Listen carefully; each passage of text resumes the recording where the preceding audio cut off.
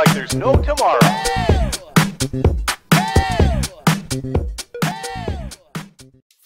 Welcome everyone in block number 2 of lecture number 7. In the previous block we have discussed pricing of caplets and floorlets. We discussed interest rates, so this was a refresher of interest rate on interest rate swaps. And then we also covered the subject of pricing of swaptions under the assumption of log normality, therefore under the Black-Scholes model, or often it's called Black's 76 model. Today we will concentrate on, we'll go further into pricing of swaptions, but this time it will be under the whole-wide model. And then we will discuss the concept of negative interest rates. Here we will also, this negative interest rates will also apply the subject of pricing of swaptions under the negative interest rate environment. And I will finish this lecture with a small summary, and also we will have a homework assignment.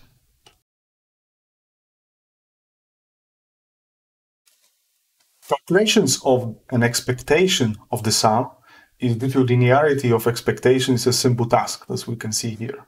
If an expectation with summation of some functions psi k of x. This is equivalent with summation of expectations. This is well known, and of course this is a trivial. The same principle holds when we are dealing with maximum and minimum on any other function. So if we have expectation of sums of maximum, it's equivalent with a summation of those expectations. This is also what we have seen in the case of caps, for example. Unfortunately, the same linearity doesn't really hold. This principle does not hold if we deal with a maximum and then summation is in that maximum or minimum. So for example, if we have expectation of a maximum and there we have this summation, it is not the same as you would have a summation of expectations of maximum. So this relation doesn't really hold. And moreover, this is really not a trivial expression, especially in the case as we have seen in this sum of log-normal distributions. We cannot really say anything about the distribution. So then even if we talk about, let's say, numerical computation, it's very difficult to avoid this computation using, let's say, Monte Carlo or high-dimensional integrals, especially if the n is large. However, there is a solution to it. Under the conditions regarding function psi, so if this psi satisfies certain conditions, we are able to find this relation. We can exchange expectation, or exchange sum with maximum. And this is what is the subject of this block. And so this is due to work of Farshid Jamshidian. This was quite many years ago. It was in 1989. He found an algorithm that allows to compute left-hand side almost analytically. So we have to do a little bit of numerics, but this numerics which will be involved is trivial. And today also we'll go through the Python exercise. We will look into how to perform this numerically. Okay, so in 1989, Jamshidian presented an approach for transforming the problem of calculating of maximum of a sum into a sum of certain maximums. And this is as follows. So this is the problem what we have. And this is also the problem if we go back to the previous block. This is very similar problem what we have here, where we had a summation of weighted coupons, of zero coupon bonds. And so you see it's very much alike. So this we can reformulate in the problem of Jamshidian's algorithm. Of course, only if pricing of swaptions will satisfy the conditions that Jamshidian requires. So the most important requirement, actually it's the main requirement, is that psi k of x has to be a monotone increasing or monotone decreasing function. So this is very important. And monotonicity has to be in x. So this is the requirement that allows us to switch between maximum of a sum and sum of maximals. So what Jamshidian found is as follows. So first he said, okay, if we have a sequence of functions psi k of x, which is monotone in x, then the summation of those monotone functions is also monotone. So if you have two increasing functions, sum of them also has to be increasing. Otherwise, if they're not monotone, then sum can be decreasing or increasing.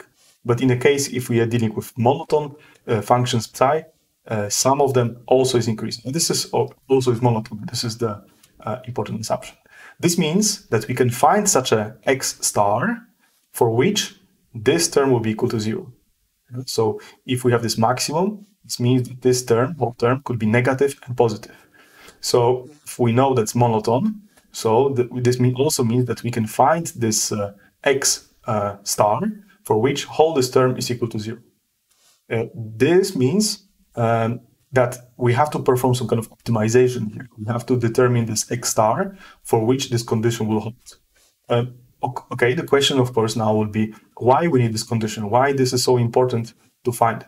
And the trick is that if you look here, if you take this k on the other side, we see that if we find this x star, this means that the summation of psi's is equal to k. This means that we can substitute this equation into this maximum. We can substitute for this k. And then we will have only summations of psi x and psi x star. So this is what he did here. So this is what we do. So we have summations of this x star, the star which was found such that this expression is equal to 0. Therefore, k is equal to sum of from k equal to 1 until n of those psi's. Then if you substitute for k, this is expression we have. And of course, here we can just put them together. So we have a maximum of a summation, and then we have a difference of different psi k's. So psi kx, and then we have a psi k x star. You see that, for example, this x will be a random variable, and here it is just a deterministic because it is just a function of x. So this is something to keep in mind. This is always deterministic, even if x would be stochastic.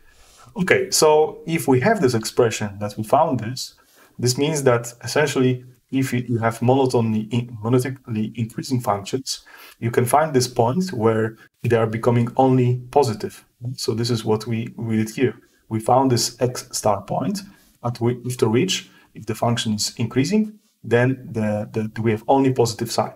This basically means that this maximum we can express as a summation of all this expression inside, but x has to be bigger than x star. So this is in a monotone increasing case. And then you see, actually, this is nice because we essentially, because of this condition, we have removed this maximum from outside to inside, because this indicator function is essentially equivalent with a maximum. So from here, we can essentially express this as the summation from k equal to 1 to n, and then we have this maximum of psi kx minus psi kx, and then we have this x star.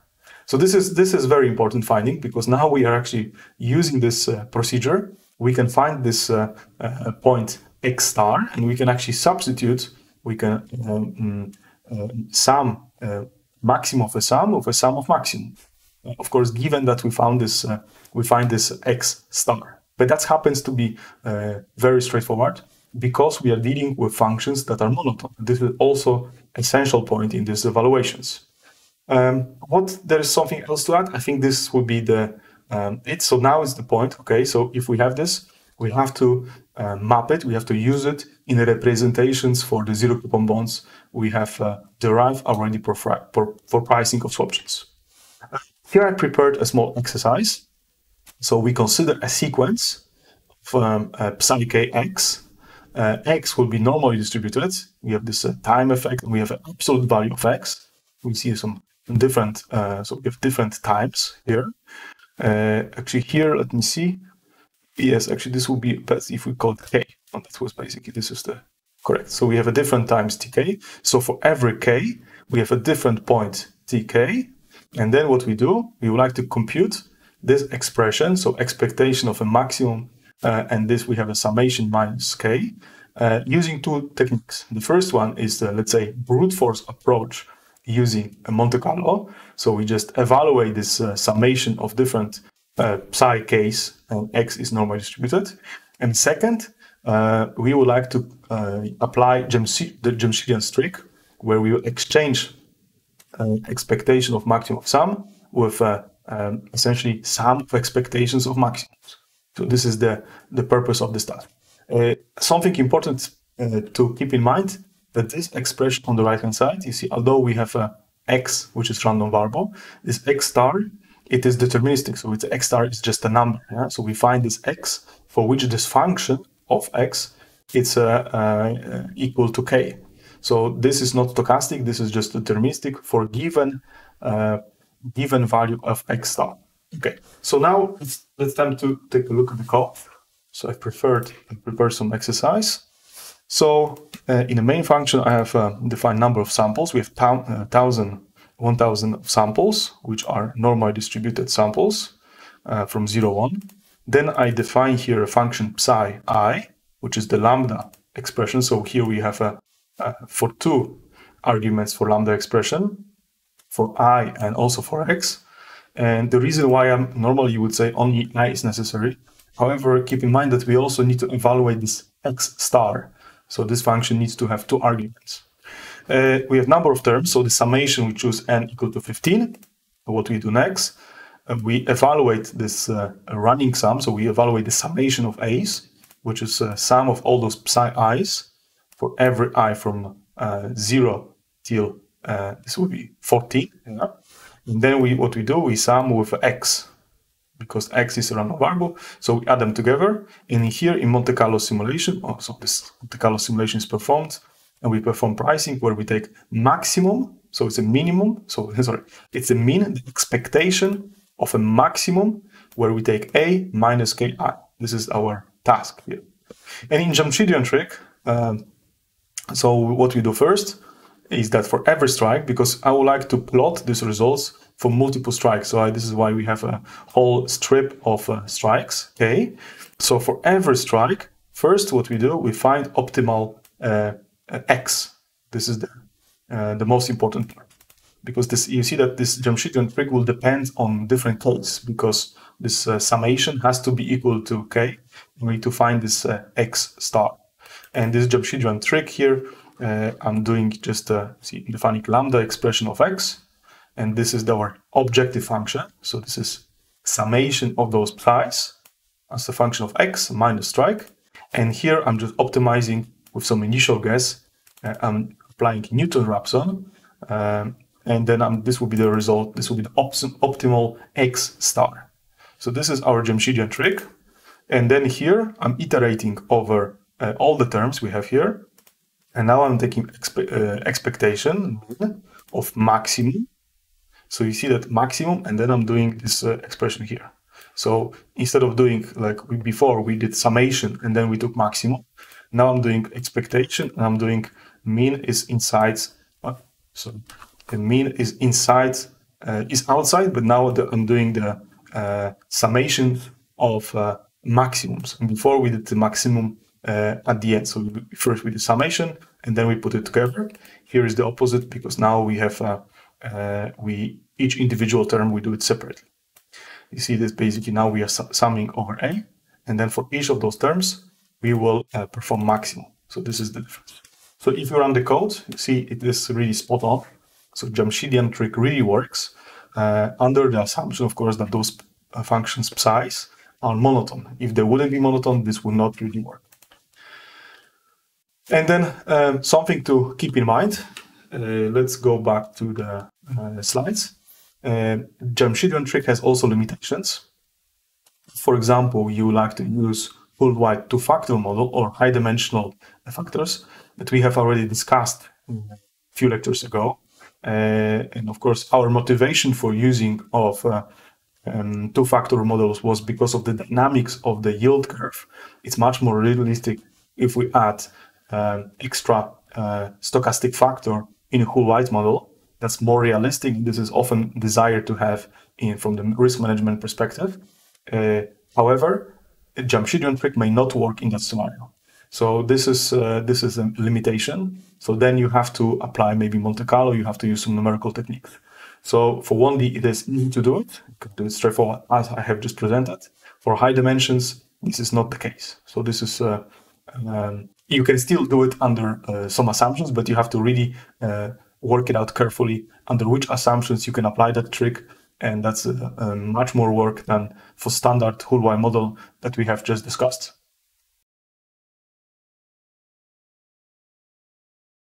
Now let's put all the elements what we have seen so far about a full white model, the Jamshidian streak, and of course the definition of swaptions. We put them all these elements together. We will hopefully arrive at the equation, pricing equation for swaptions using the full white model. Or actually in this case, any affine model for which we know the exponential form for a zero coupon bond. As a refresher, this is the definition of a zero coupon bond under the whole white model, where functions a and b are given explicitly in terms of model parameters. So we have volatility, you have mean reversion, and also we have integration over the time-dependent function. So this theta t function is the function which is expressed in terms of zero coupon bonds, actually instantaneous forward rates, which is a function of zero coupon bonds. So this theta function is defined through this HJM framework, which we have discussed already previously in lecture number 3. Okay, keep in mind that now this formulation I use here, it is a nicely enclosed form. However, you can also avoid integration over this function theta, because this function theta also relies on derivatives with respect to instantaneous forward rate. So this can be even can be evaluated in a much more efficient manner. However, here I just express for the completeness without going into details how to perform this integration numerically. However, you can see this is just the integration, single integration. So this is computationally very cheap, especially since we are not dealing with any stochasticity. It is just a deterministic function of time. However, for completeness, this integration can be done almost analytically. There's many things that you can do. If you substitute for definition for theta t function, you will see many things can be solved analytically. And of course, we also notice that zero coupon bond. This is also important. Those terms. And this function, essentially, this is going to be our function psi for Jamshidian trick. And this function is, of course, monotone in R. So if you have interest rate, this function, the zero coupon bond, will either go down or up depending on R. Okay, so this is just the repetition of what we have seen before. Most important message compared to Black-Scholes equation that we have also used for pricing of swaptions under the annuity measure. Under the Hultwein model, it is not beneficial to switch to annuity measure because then we will need to find swap dynamics. And of course, because swap is defined as the combination of zero coupon bonds, it will be much more difficult to solve under the log-normality assumption. So in the case of full white model, it is much more beneficial to switch to the measure corresponding to discounting, so the forward measure corresponding to the discounting. So this is the reset date at which our option will expire. So this is the most important takeaway. So now what we have to do, this is the formula under that measure, under the TM measure. We have to find this expectation of this maximum, and then we have this relation, the weighted combination of zero coupon bonds. So we substitute the definition of zero coupon bond under the Hultwein model. So this is the expression we have here nicely, RTM. It corresponds to the measure, so this is good. So this is, of course, if you like to simulate this, you need to simulate a process, a short rate under this measure. So this is something I already mentioned multiple times, but this is always very important. So if you have an expectation, you have some variables here, stochastic variables, then random variables, then those always need to be expressed in a corresponding measure. Okay, so now using the Jamshidian trick, we would like to exchange, we have to get rid of this relation of maximum and sum. We would like to have a sum of maximums. So we take this whole function, we set it to 0, and we search for this particular R star for which this term will be equal to 0. So here you can see that this is just a constant number. Actually, it's not anymore as stochastic as it was here. So here RTM, it is a random variable at time tm. Here R star is just a number that satisfies this condition. So this is the big difference. Of course, now if this is 0, then of course we can substitute for 1, essentially, because if we take this expression on the right-hand side, we can substitute for 1, and then we end up with this expression involving two sums, the one corresponding to this optimization, and then one corresponding to the zero coupon bonds, the combination of zero coupon bonds with special weights. Okay, then we take, of course, this is mistake here. This should be out because we take this weights outside of the expression. So CKs will be, and then we have a difference of two exponential functions.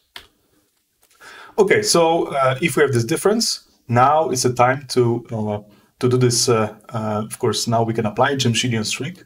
So it's not only about finding this function, but now we can substitute.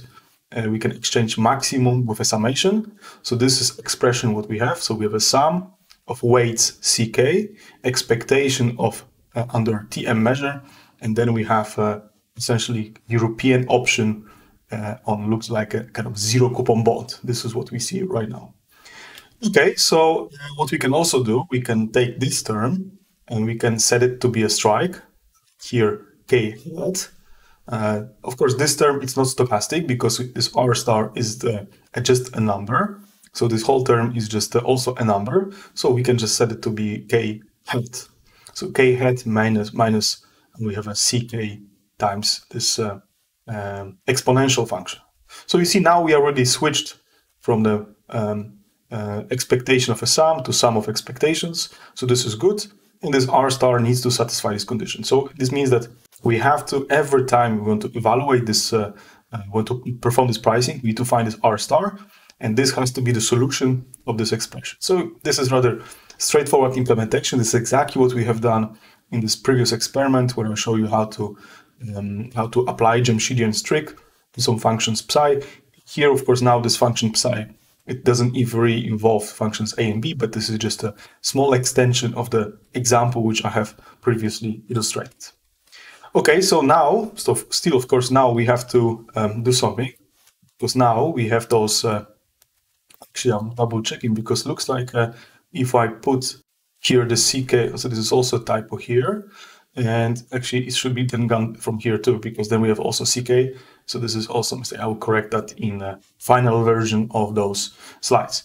So now, once we have this expression, we can relate this exponent to zero coupon bond, because of course now we would like to benefit from previous materials covered in previous lectures, and we actually see that this expression is essentially option on a zero coupon bond. And this is what is very nice about this formula, that a swaption pricing can be expressed as weighted.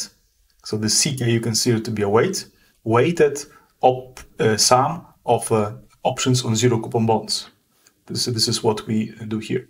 So we started with pricing of a swaption, and now we have essentially this expression here. So this expression, it is a put option on a strike K. So this is equivalent. So this basically means that if you would like to price a swaption, this was swaption payer. So we were paying fixed rate, we're receiving float rate. So option on that kind of swap, this equivalent with a pricing of sums of options, or put options on zero coupon bonds, of course, driven by the Hull-White model with some adjusted strikes, and that need to be taken, also included in this evaluation. And so this is basically the final formula. So we have a swaption pricing, it's a notional, we have a weighted sums of options on zero coupon bonds. Of course, there is some, of course, we have to take care of this TMTK. So this is the reset of our swap, and then the payment dates. And then we have -1 indicates a put option, adjusted strike. So this is the strike which is here, and then and this R star satisfies this equation. So this is basically essentially the essence of a pricing of swaptions, assuming the dynamics of the Hull-White model. So it is very straightforward, and as you can see, this trick of Jamshidian, which allows us this switching between maximums and summations, it is extremely beneficial, because now we know that in pricing of zero coupon bonds, we have those expressions analytically. This is what we have already presented in this course. You have seen it multiple times. So we can just use all the blocks, building blocks, what we have developed, put them together, develop some optimization, which essentially is very trivial because we are still dealing with monotone functions. So this is also straightforward. And this is exactly how you would do it as you like to calculate implied volatilities. You're also searching for some number. for which the difference of market prices and model prices are the same. So this is a very similar problem.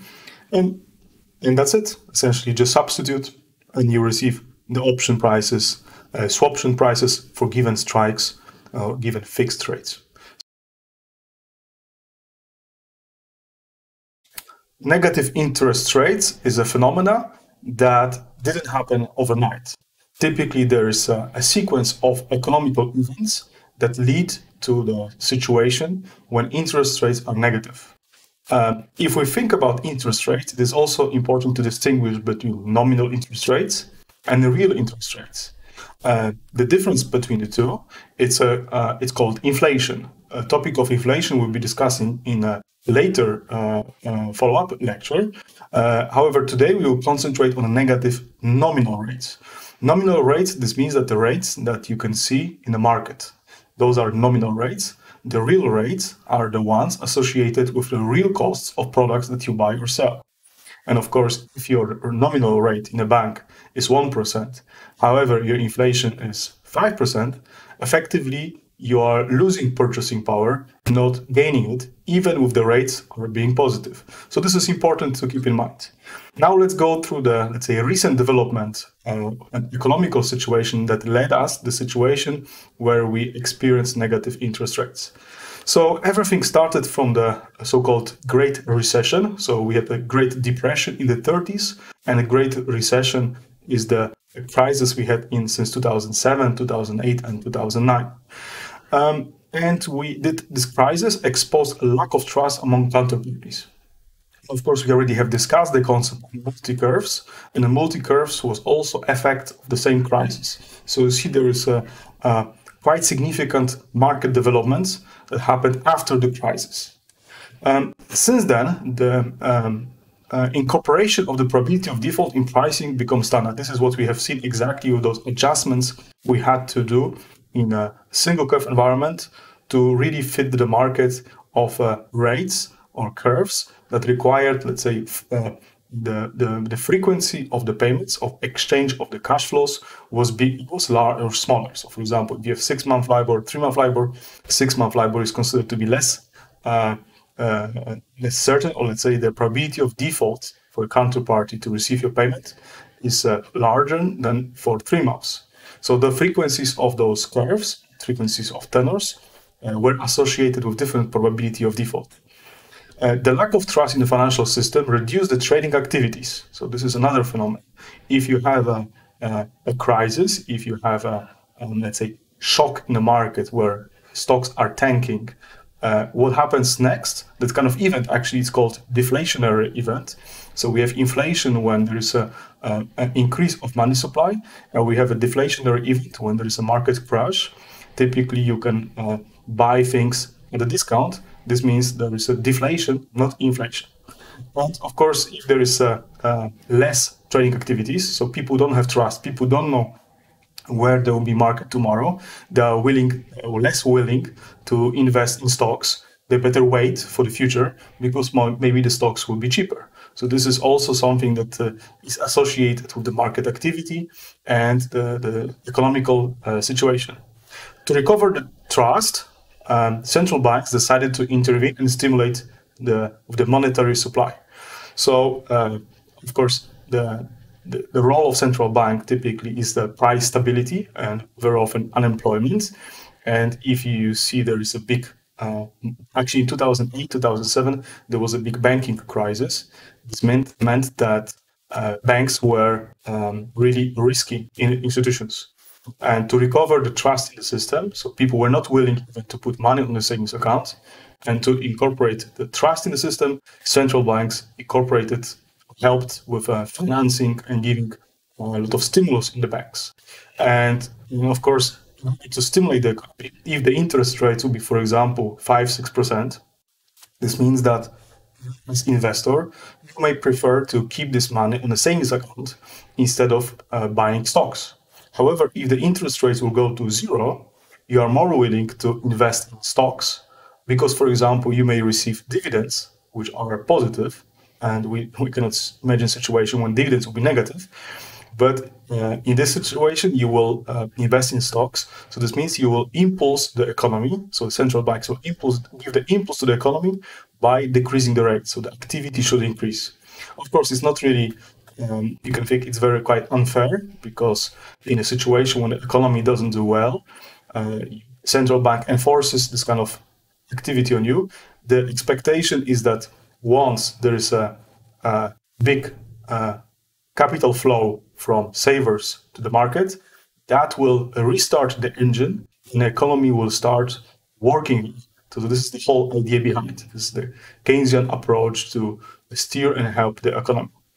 And of course, so then the lowering of the interest rates was expected to encourage investors to borrow money, because of course, if the rates are lower, you can, savings doesn't bring you any money. However, you can borrow cheaply. Of course, this typically is not for consumers. If you, for example, borrow using a credit card, those rates are very high.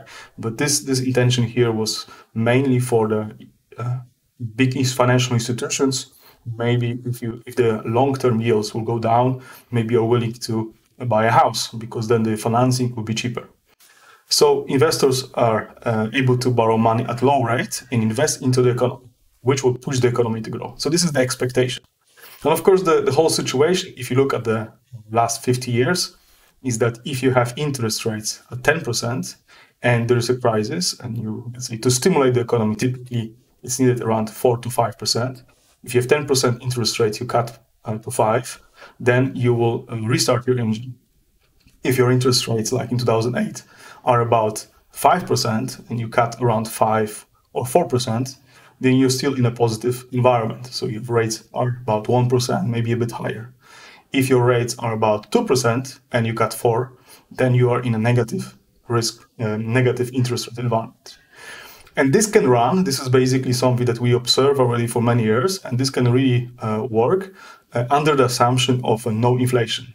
If there is inflation, and inflation higher than expectation from central banks, then the rates may need to be increased to compensate, to be, that's called, ahead of the inflation curve.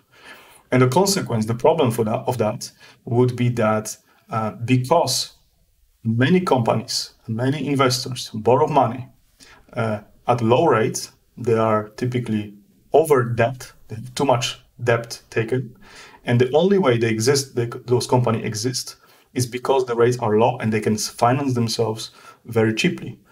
If central banks will be forced to increase rates, those often so-called zombie companies, the companies that they cannot really exist without credit, those who maybe will be forced to bankruptcies. So this is interesting development. And this is basically a kind of economical cycle where we have short-term cycles, typically about 10 years, but we also have long economical cycles that can run about 100 years. So, of course, now we may be at the end of one of the big ones. And of course, time will show how this interest rate development will take place. In this course, also, we will discuss the concept of inflation. Of course, for many, many years, inflation is something that is not of very much interest because inflation is very low, because it's a deflationary environment. However, I expect, and many people expect, that the problem of inflation, or the phenomena of inflation, will be present. Therefore, it is good to be ready and to understand how inflation market works. And that will be discussed in a follow-up lecture. Okay, so this is to illustrate euro. This is from the 5th of June 2014. These are the rates. So this is the comparison of rates. So, okay, so 2014, we have first time we have seen interest rates to be negative. Those are not interest rates that you can see in the market directly, but this is a European Central Bank. European Central Bank sets a deposit rate. This means that every bank which is under ECB, within European Union, needs to post money at the European Central Bank. However, if the central bank can say, okay, we are not giving you any rate, positive rate, we are actually charging you if you give us the money. And this is the way how central banks can stimulate banks to give more loans. And of course, if you are, that's the question whether this is really stimulating, whether banks will be taking more risks to give more loans because of 10 basis points. So it's another question. Using negative rates is unconventional to inspire investors. Yeah, so this is what we already have seen. You essentially you have no other choice. Yeah? So if the inflation is positive and your rates are at zero, there what else you can do? You can either invest in real estate, but of course prices can be already very high, so that's maybe not very attractive. And you can go to buy stocks, and that also can be a feedback loop for the economy to grow. But that's the question: how long can last? Here we have a comparison from 2008. So this is just before the crisis or in the crisis. We see the European rates, you see up to 30 years, 4.6%, 4.7%, short-term rates, 4.5%. So this is the amount if somebody was giving, let's say, to the bank for 5 years, it's a 4.4% interest, which is very attractive. 2017, okay, we already see that if you have money on some kind of fund up to 7-8 years, the rates are negative, so you cannot really get any return. You may be a little bit positive if you have a long-term investment. So if you give to a bank or some institution money for 30 years, then you may be around 0.8, 0.7%. So you see it's a not really big encouragement to be a saver in this kind of environment. Of course, if you have a 0.8% of 30 years, doesn't mean that you get a mortgage for 0.8 or 0.7. Typically, those are consumer rates, those will be different. Something to also keep in mind, this is the subject I'm not going to dive in depth in this course. This will be discussed in the follow-up course. But if we have interest rates which are close to zero or even negative, then if we talk about volatilities and we talk about densities implied from the market, those could be very problematic. For example, this is here example that if you would apply standard models, like let's say Black-Scholes model, to price a couplet where the rate is close to zero or even negative, then you may encounter that your density implied from the market is even negative. This is a very fascinating problem, and many attempts are available in literature how to fix this kind of phenomena where negative interest rates destroy the classical models used to, let's say, interpolate volatilities, and how in general to deal with volatilities if you have negative rates. So for Black-Scholes model, we always talk about Black-Scholes implied volatilities. The assumption is the stock cannot be negative. If the stock becomes negative, then we have a big issue because the formula doesn't work. In today's block, we will discuss how to address this problem, and we also implement Black-Scholes equation for the case where we can actually have negative interest rates. So imagine a situation. Also, there's another problem. Imagine an institution that issues a bond, and consumer, client, buys this bond, and this is a float bond. This means that a buyer would need to pay a float rate of this bond. So he will basically receive coupons. So if there is a buyer buys the bond, he expects cash flows, cash flows. But of course, if you have negative interest rates, this means you buy a bond and also you have to pay cash flows. So you are losing money. So you invested money in a company, and instead of receiving some kind of coupons in time, then you basically need to still have to pay before you receive your notional back. So you may have a very, very weird situations in the market where you give a country or even a company money, but you have to pay negative coupons. This is, of course, the case typically in float rate coupons, float rate bonds, where the float rate is determined based on a rate available in the market. Typically, if you talk about fixed rate bonds, we don't experience rates to be negative. So this is also something to keep in mind. And of course, if we have I also see a spread here. So the spread is something that you'll be charged extra. So if you have a coupon payment, you may also have extra spread on the top. And the spread is used as the compensation for the bank, for example, for the costs associated with a trade. Well, of course, if you have a client and client will need to pay you a coupon, although he invested money in you, you may prefer to, for example, include maximum. Say, okay, if the coupons are negative, including also spread, then a client doesn't pay anything. And this is typically what companies do, that they, even if, if there is a loss, banks typically don't want to destroy the relation with a client, so there is no payment if the client who invested money in buying bonds will need to also pay additional coupons. But you can also see that from this expression is that we have a negative rates, we have a simple payments of a float a LIBOR, but because we introduce this maximum, this also means that this is treated as an option. So it's just a couplet. Okay? So this is something to keep in mind, that if we have negative interest rates and we impose some kind of maximum and minimum in order not to deal or not to accept those kind of phenomena, then we have to consider the pricing of a bond as the option. This is also very important to keep in mind. Of course, if you want to price this option, you also need to have volatility. You need to get this volatility from somewhere. And this is also one of the critical points, how to find this volatility if you want to deal with negative interest rates. And this is an equation that we have seen so far. So before we improve this formula, so we already have seen that if we have a couplet pays at time tk, we have so expectations under tk measure, we have a tk forward measure for LIBOR. LIBOR is a martingale under that measure, so it's a driftless. We have a Black-Scholes formula or Black's formula for pricing of this couplet, but we have to improve it if we have this formula has to be changed if we have LIBOR which is allowed to be negative. So this is the whole idea of this block, and we are going to extend this framework in order to also not only look at the prices, but also think of a concept of shifted implied volatilities that we haven't discussed so far. And it's also very interesting how to think of shifted implied volatilities. And also another thing, if we talk about shifted distributions, what is the impact of shift on your distribution? Is it just shifting or something else that happens? This is very interesting.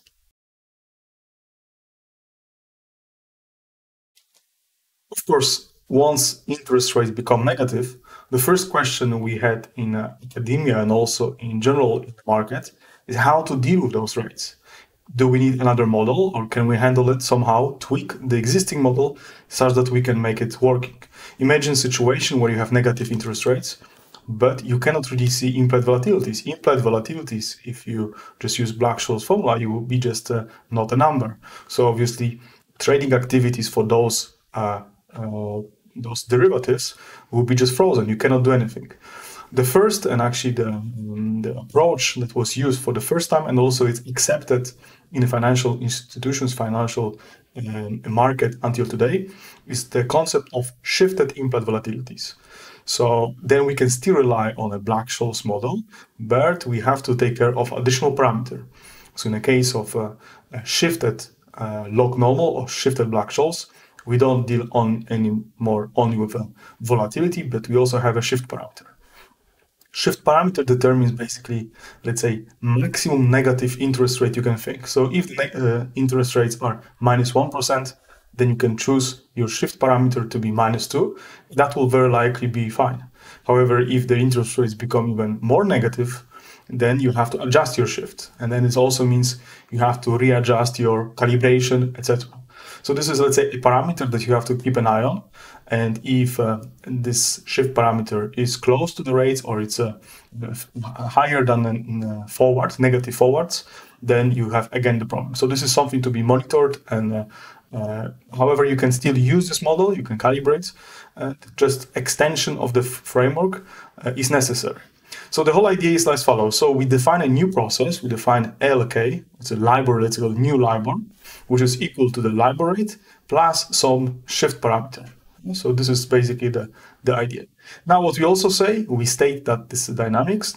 We state the dynamics for this L, and we say, okay, so the L hat is given of a Lognormal distribution. So you see, it's a composition of the two.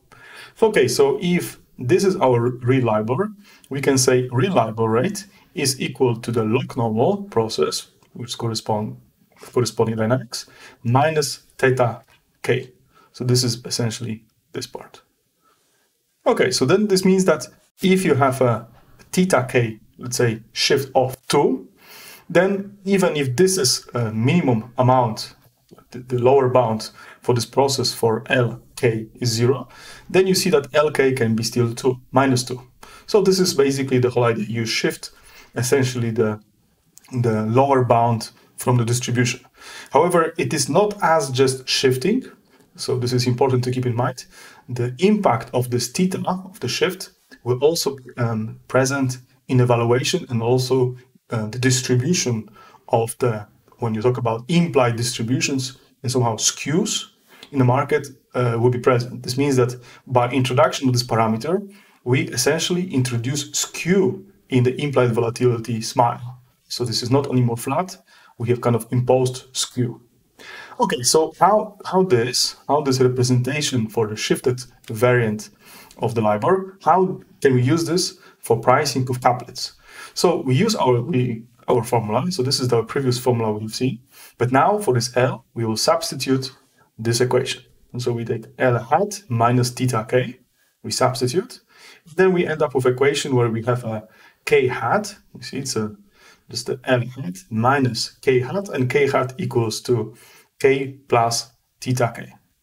So you see, everything is basically fine, because even if your strike that you consider is negative, or this quantity is negative, then because of the shifting, this is log normal, and because you add this extra shift parameter, then you don't need to worry about negative interest rates or negative strikes, as long those are bigger than that your theta k is bigger in an absolute sense than the strike, and that basically solves the problem.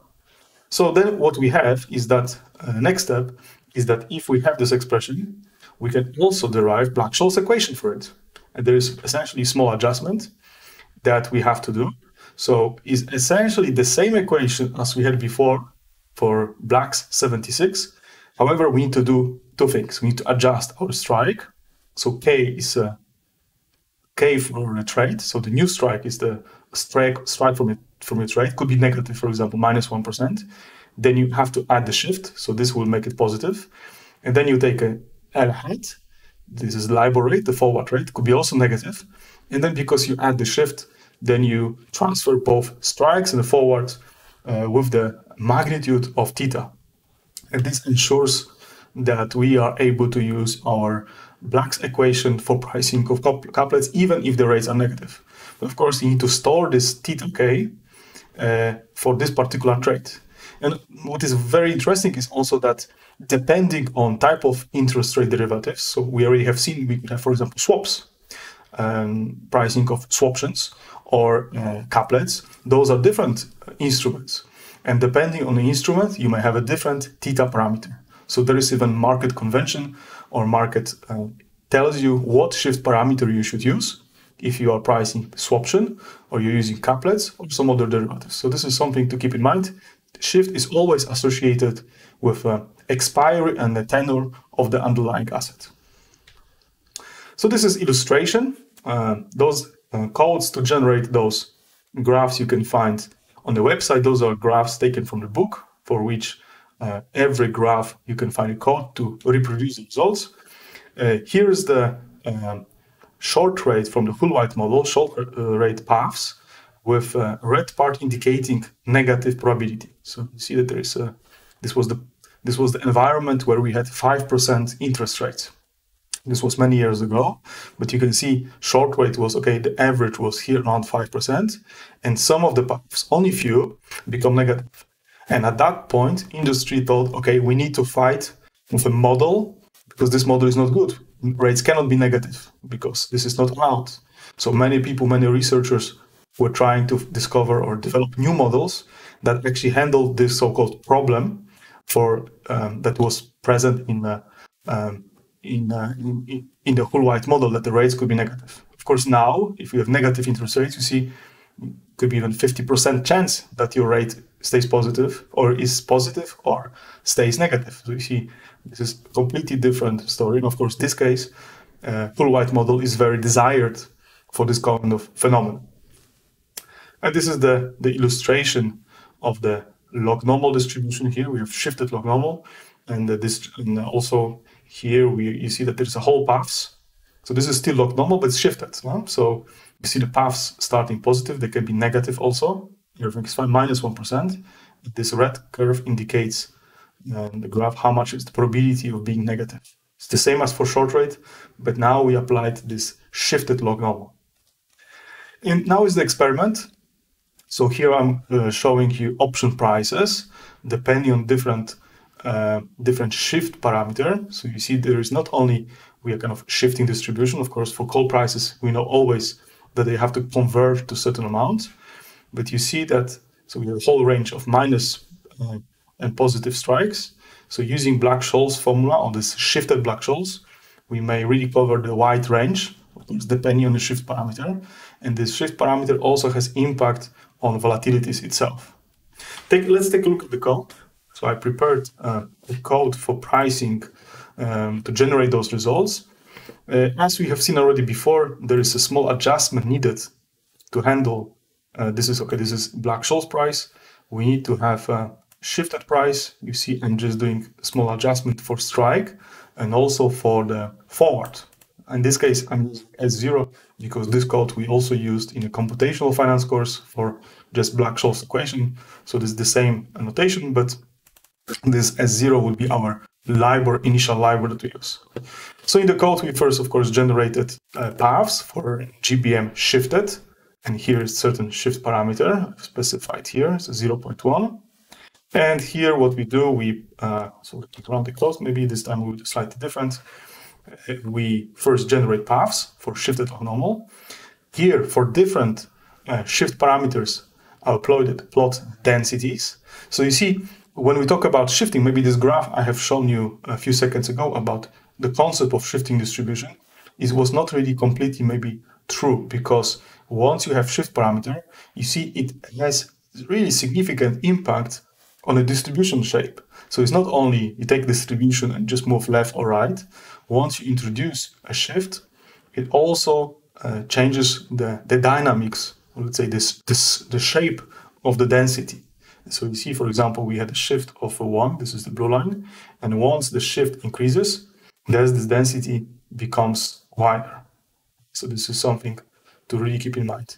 This is also one of the reasons that you could say, okay, if the shift really solves the problem, why not to have shift of minus 500?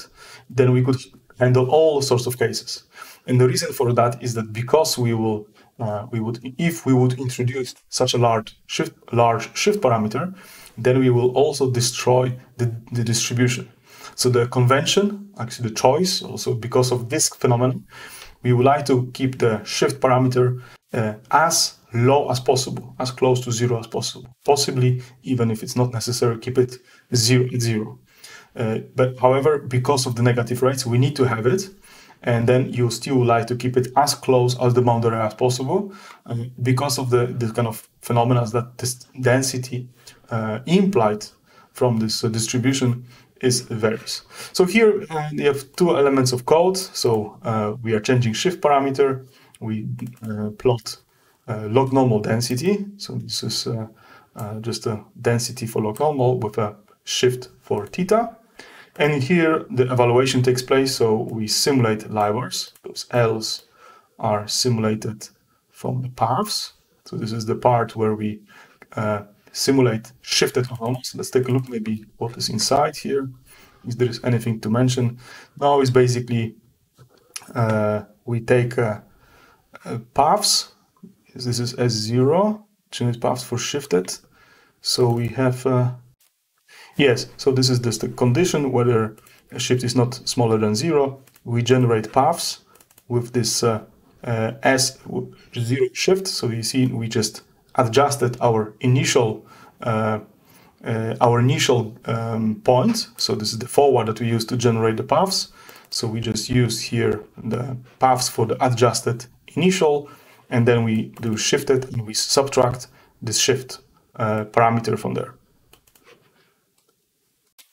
This of course has to do with the fact that we have this L hat was equal to L plus shift, and then in order to get our LIBOR rate, we have to subtract the shift. So this is what we had also in the slides.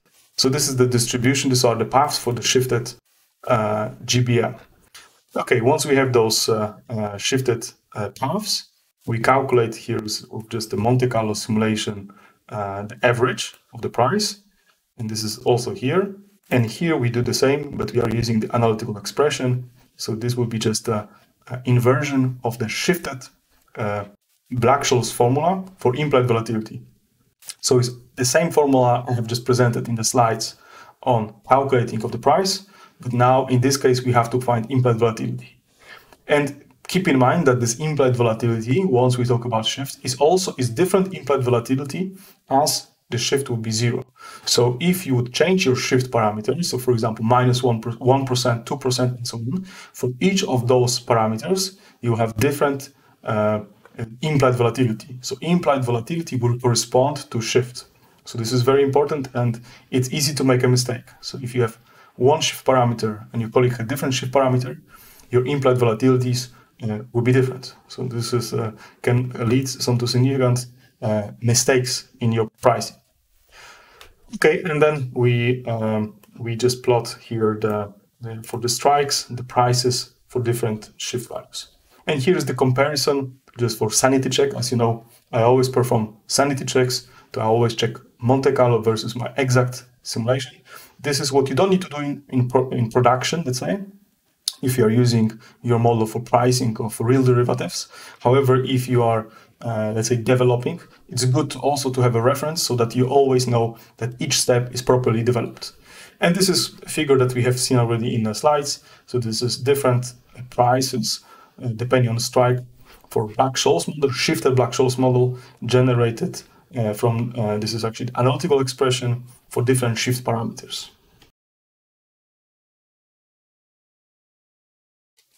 Now is the time to wrap up today's class.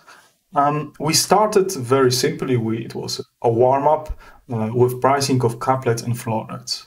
And then we discussed the subject of interest rate swaps. I think everyone is already familiar, especially since we already discussed this in a context of building of a yield curve and also simple interest rate products. So we know a lot about it.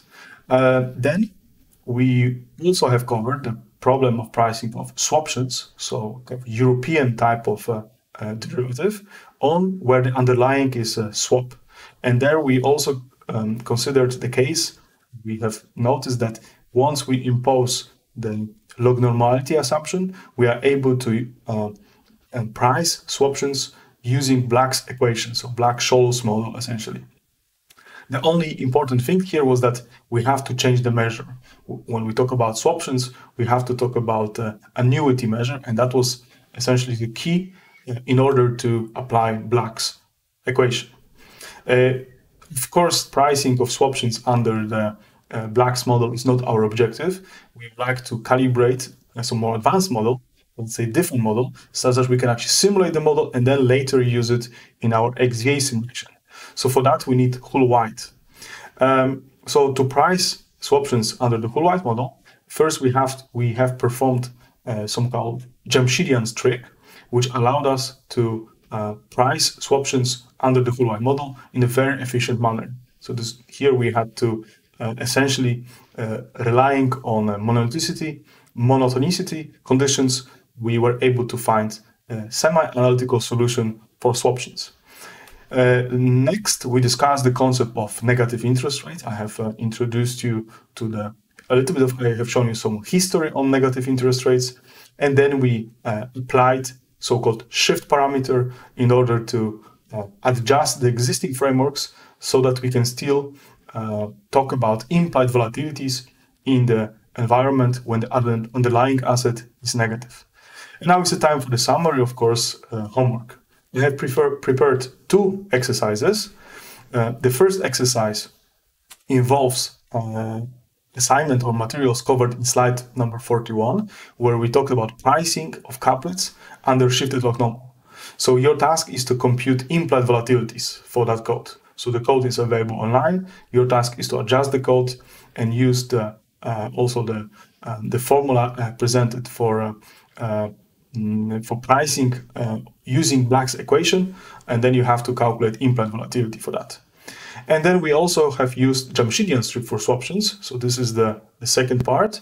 And your task is to use the code I have presented for Jamshidian trick in some example, your task is to adopt that code for pricing of swaptions. So this was the reason why I haven't presented here in the lecture that code, because I think it's a very good exercise. So now you have a kind of building block, because I have given you the code how to perform pricing, how to apply Jamshidian trick. So this code is available. Also, you know how to price option on zero coupon bond. This is also available. So now you have to put those two blocks together in order to price a swaption under the whole life model. Your objective also is to compare the results with Monte Carlo simulation. Then we have a certainty or a high probability that your code is bug free. I hope you enjoy your assignment.